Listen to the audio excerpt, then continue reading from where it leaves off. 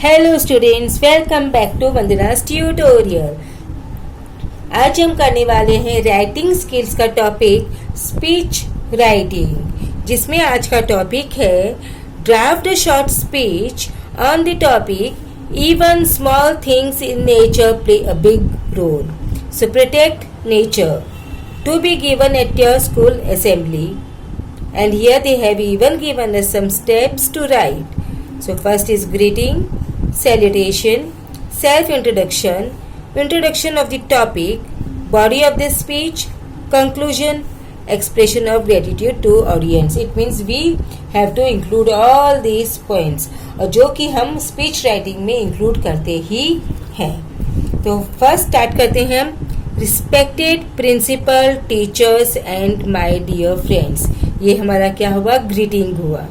Then good morning, today is June 5th, world environment day, and on this important day I Anand Khanna, it's यहाँ पर आपको अपना नाम लिखना है, would like to say a few words on the huge role played by this small things in nature. आज क्या date है, 5th जून। 5th जून में कौन सा डे होता है, वर्ल्ड एनवायरमेंट डे होता है। और इसी इम्पोर्टेंट दिन में, खास दिन में, मैं आनंद खन्ना आपको कुछ बताना चाहता हूँ कि जो छोटे छोटे जो थिंग्स होते हैं वो भी बहुत बड़ा रोल प्ले करते हैं इस एनवायरमेंट में, इस नेचर में। Let me begin with the earthworm. मैं किससे स्टार्ट करता हूँ, अर्थवर्म से। The earthworm is rightly called the friend of the farmer, for it helps the farmer in immeasurable veg.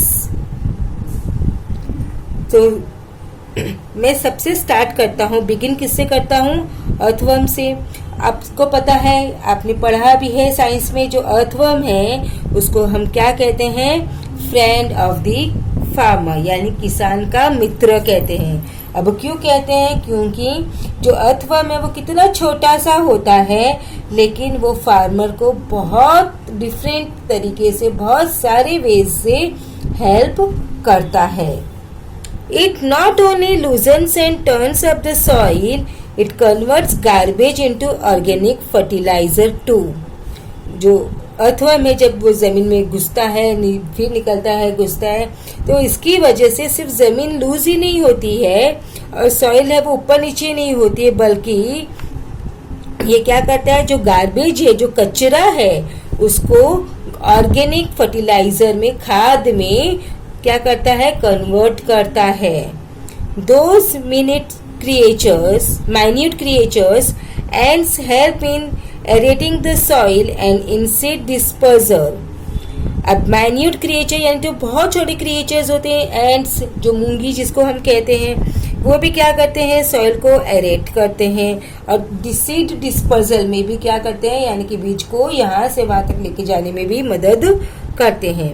बीज in addition to providing honey are dispensable in pollination. जो हमारे बीज है, जो मक्खियां हैं, मधुमक्खियां हैं, वो हमको हनी तो प्रोवाइड करती है, बट उसके साथ में वो पॉलिनेशन में भी बहुत इम्पोर्टेंट रोल प्ले करती है। पॉलिनेशंस क्या होते हैं, जब फ्लावर्स के जो पॉलेंस होते हैं वो एक जगह से दूसरी जगह स्प्रेड होते हैं, उसको कहते हैं पॉलिनेशन।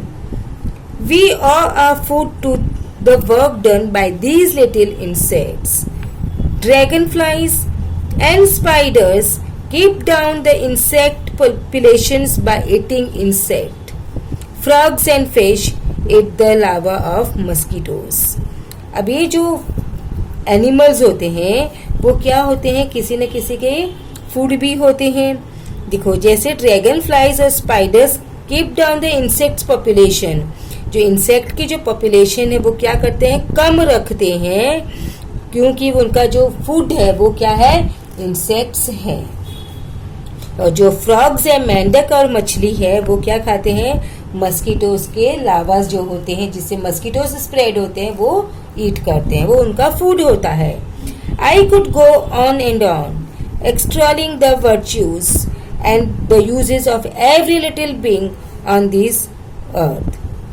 मैं इस तरह से हर एक्सप्लोर करता जाऊंगा, मतलब जो छोटे से छोटे जो लिटिल बींग्स है लाइफ से जिनमें, उनके बारे में मैं उनकी तारीफें करता जाऊंगा, बताता जाऊंगा।